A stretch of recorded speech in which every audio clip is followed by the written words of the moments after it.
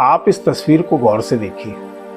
इस तस्वीर में जो उपेक्षित सा पड़ा स्थान दिख रहा है, ये है श्रवणबेलगोला कर्नाटक में स्थित भारत के महान सम्राट चंद्रगुप्त मौर्य का समाधि स्थल। चंद्रगुप्त मौर्य वो महान सम्राट जिन्होंने सिकंदर के आक्रमण के पश्चात बिखरे हुए भारत को एक सूत्र में पिरोकर अखंड भारत का निर्माण किया।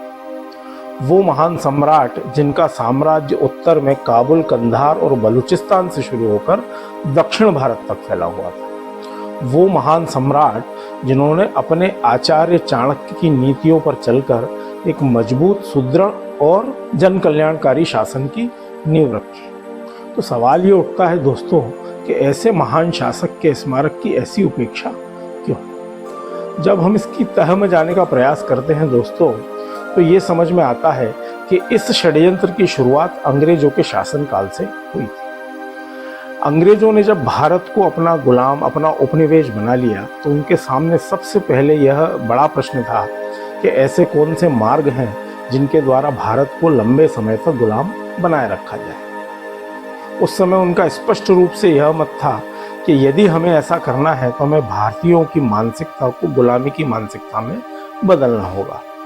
उनका स्पष्ट रूप से यह मत था कि जो कौम, जो जाति अपने महान नायकों के बारे में जानती नहीं, उनको याद नहीं रखती, वो नए नायक पैदा नहीं कर सकती। अपने इस षड्यंत्र को मूर्त रूप देने के लिए सबसे प्रथम रूप से उन्होंने यह कार्य किया कि उन्होंने हमारे ऐतिहासिक ग्रंथों के साथ छेड़छाड़ की और इतिहास को नए सिरे से अपने मन मुताबिक रूप से लिखा। उन्होंने इतिहास को इस रूप से लिखा कि हमारे वास्तविक नायकों के बारे में तो केवल जानकारी भर देकर उन्होंने इतिश्री कर दी और हमें विस्तृत रूप से पढ़ाया क्या? फरगाना से आए, गजनी से आए लुटेरों के बारे में, मुगलों के बारे में, उनकी वंशावली के बारे में, उनके मकबरों के बारे में, उनके स्मारकों के बारे में। दोस्तों, ये वो नैरेटिव था जो अंग्रेजों ने हमारे अंदर स्थापित करने का कुत्सित प्रयास किया। अंग्रेजों का तो समझ में आता है दोस्तों, लेकिन दुख तो इस बात का होता है कि आज़ादी के पश्चात भी एक ऐसा बुद्धिजीवी वर्ग जो इस मौके की ताक में था कि आज़ादी प्राप्त हो और वो सत्ता की मलाई खाएं, उन्होंने हमारे एजुकेशन सिस्टम को ही कुछ इस प्रकार से डेवलप किया कि वो उसी पॉलिसी को फॉलो कर रहा था जो अंग्रेज आज तक अप्लाई करते हुए आए। उन्होंने क्या किया? आप आज की एजुकेशन पॉलिसी को उठा के देखिए।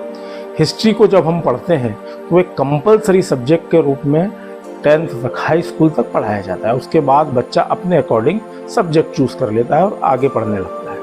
अब जब तक वो कंपलसरी रूप में पढ़ाया जाता है, आप वहाँ तक के इतिहास को उठा कर देखिए, क्योंकि ये ही वो टाइम है जब हर बच्चा उस इतिहास को पढ़ता है। आप उस इतिहास को उठाकर देखेंगे तो आप ये पाएंगे कि आज भी उस इतिहास में हमारे वास्तविक और महान नायकों के बारे में केवल जानकारी भर देकर इतिश्री कर ली गई है।